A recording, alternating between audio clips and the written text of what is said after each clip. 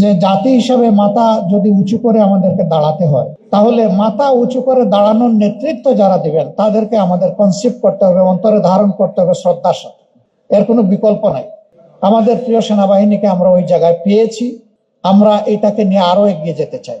বাংলাদেশের কালচারে কিছু বিষয় বেমানান, কেন জানি কোনো একটা জায়গায় কনফিডেন্সের অভাব, এটা মাঝে মাঝে পরিলক্ষিত হয়। সে ফর এক্সাম্পল, আমাদের ডিফেন্স মিনিস্ট্রি রাষ্ট্রের চিফ এক্সিকিউটিভের হাতে থাকবে। তার তো লটস অফ জব। তিনি তো সব মিনিস্টারকে সুপারভাইজ করবেন, তিনি গার্জিয়ানশিপ দেবেন।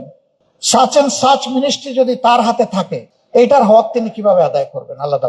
বরঞ্চ এই জায়গাটায় ডিফেন্সে যারা অভিজ্ঞ, যারা জীবন দেওয়ার শপথ নিয়ে জাতিকে সার্ভিস দিয়েছেন, তাদের মধ্যে থেকে পটেনশিয়াল লোককে আনলে আমার অসুবিধাটা কোথায়?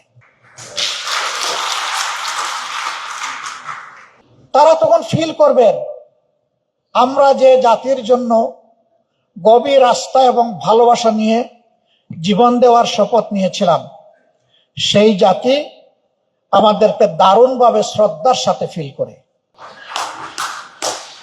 এইটা বাহিনীর কনফিডেন্স লেভেলকে অনেক উপরে নিয়ে যাবে।